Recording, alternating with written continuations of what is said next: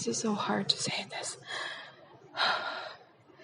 I'm not feeling great. Shit. Why is it so hard to say? Just breathe. Just breathe. I feel like everything could just collapse any second. I think I'm going through another anxiety episode.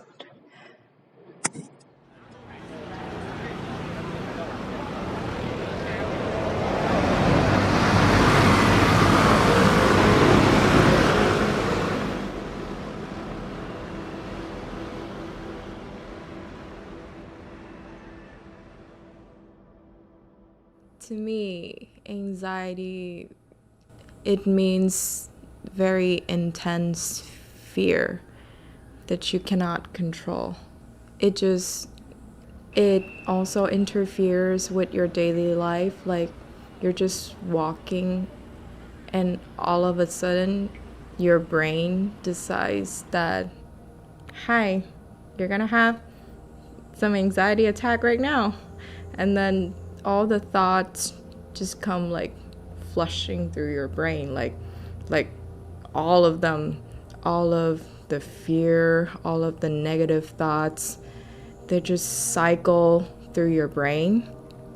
And then I always say my mind is like a mess, like up there, and I cannot put my finger on what's happening up there. It's like a domino effect, and it just gets worse. But then in a way, yes, you should know what kind of disorder that you're suffering, and I think it's even better for you to seek help from a professional to get like a proper diagnosis.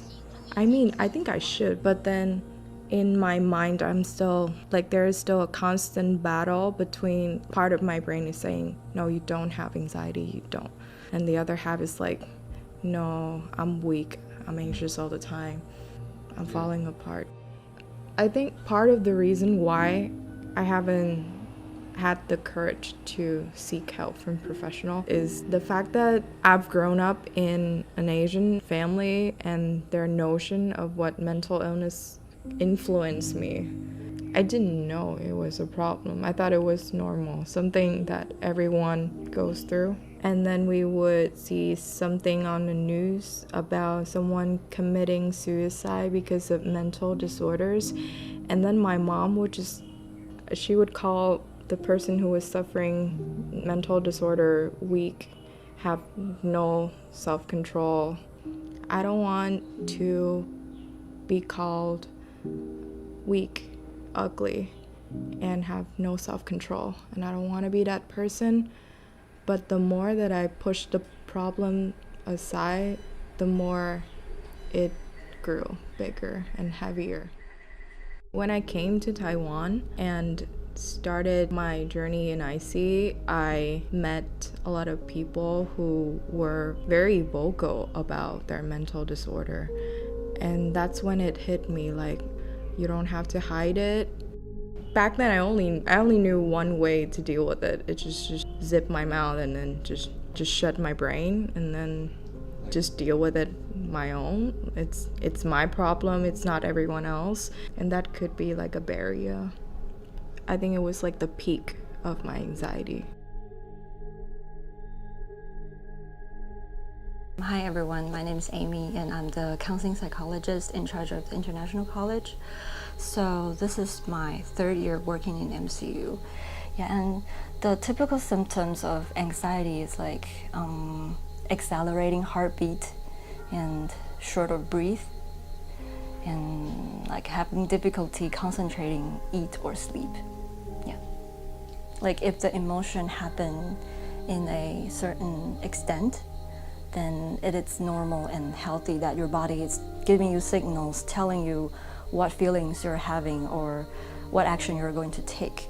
Only if the emotion gets to an extreme and interfering with your life, that has chances to possibly be a disorder. what I usually teach my students to deal with the anxiety is there's one technique we call 4-7-8 breathing. Yeah, because we cannot control our emotion directly, but what we can control is our breath. So when we try to breathe, it slows down our heartbeat and pulse, and it further make our body calm down. Yes. So how the technique works is like this. So first step is to empty the air in your lung, and then try to inhale with your nose for 4 seconds, and then hold your breath for 7 seconds, and then exhale with your mouth. Try to make a sound for 8 seconds, and then repeat this cycle for 4 times. Yeah, so I can show you how to do this. So it's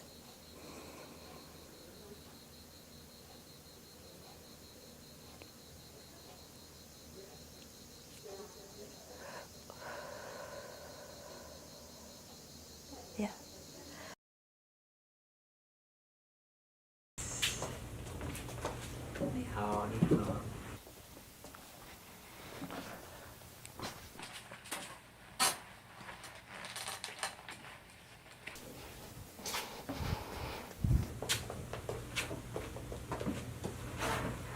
Alright, so hi guys, this is Gabriel, and he is from Honduras.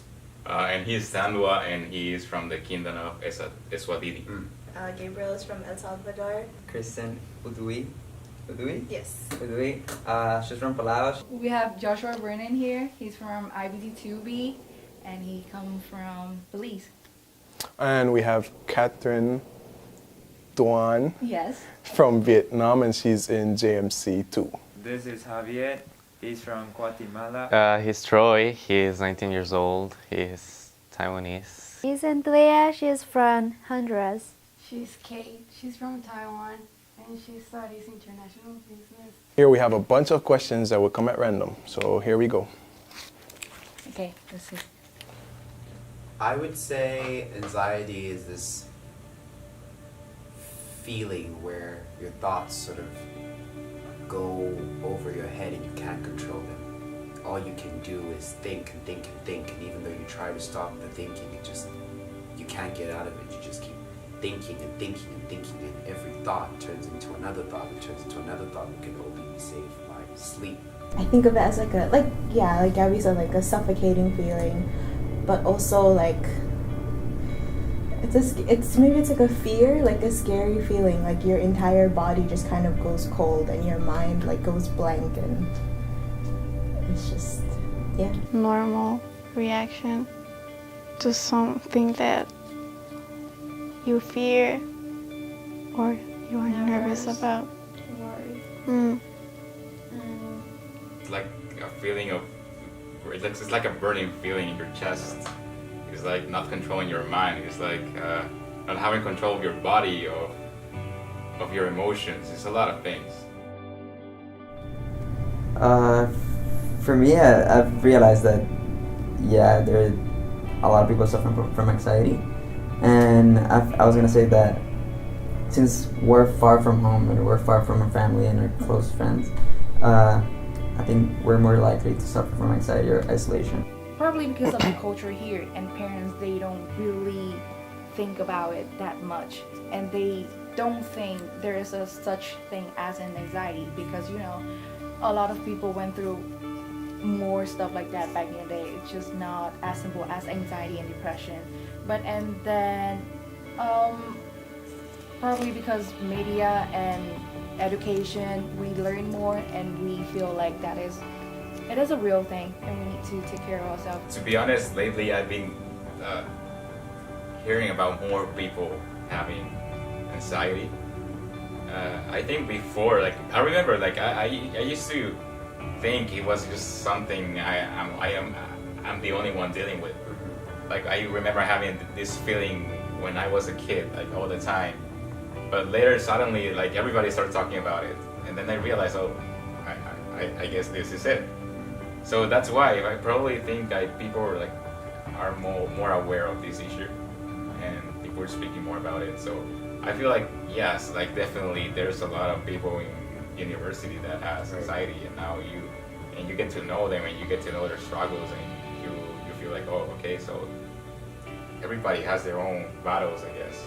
I'd say I've had previous experiences with it back home, but for me here, it feels like it's gotten bigger because you're away from home. So first of all, you're out of your comfort zone. So you're in a new country. Sure, you have your friends, but it's not the same like, just being in an environment where you grew up. Although we adapt to here, it won't ever be home. So when it hits you, it feels like it's hitting you harder, even though maybe the way it's hitting you might be a lesser problem, but being away from home makes it bigger.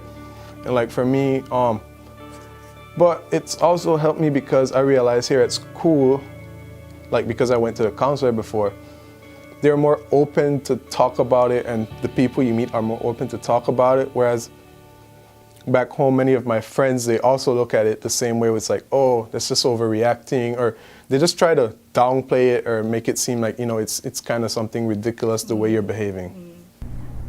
Isolation too, because say for example, like we've been in Taiwan for 5 years. A lot of our classmates are also far away from home, so going back to the original homes, it's kind of an interesting feeling because you've adapted to a different place. So when you go back, it's your home, but you feel isolated. Yeah. Alright, so the question is, do you feel comfortable sharing your anxiety with others? I like to share a lot about myself when it comes to anxiety, and I'm really open with it. But when you are alone there, I think you have to learn how to deal with it. As a human being, you're never supposed to show weakness because, you gotta be a thug in these streets. But, so you put on this face and you go through it. So whenever I'm actually having an anxiety attack, I don't show it.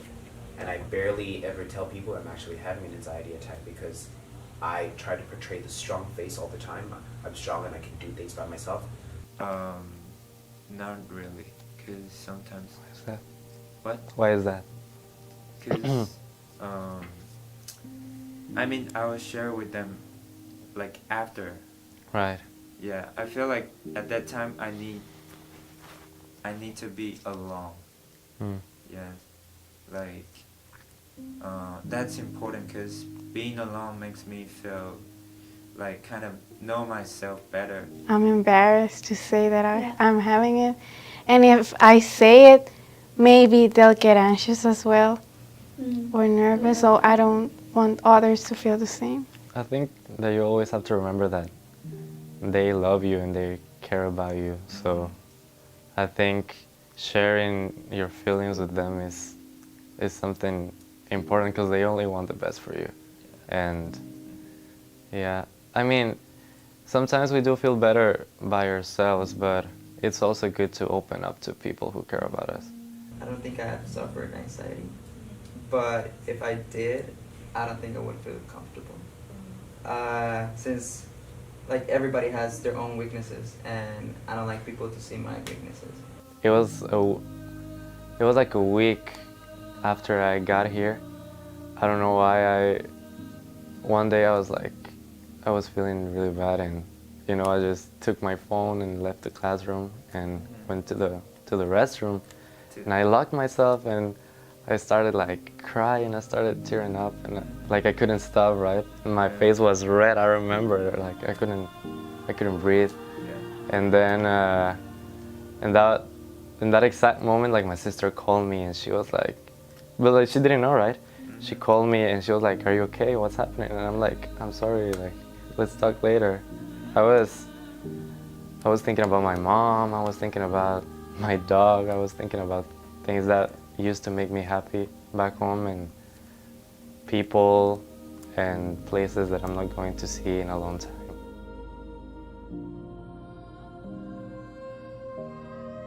So that dark time, it was both a curse and a blessing because I learned so much about myself during that time, and then the most valuable thing that I learned was to be comfortable with myself, to be comfortable with my brain.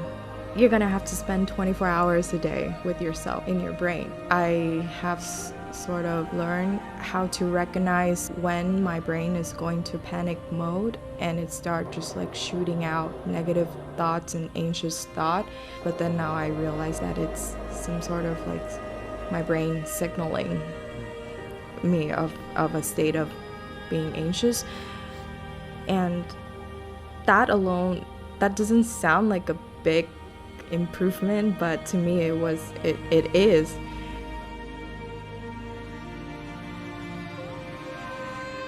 Self-love.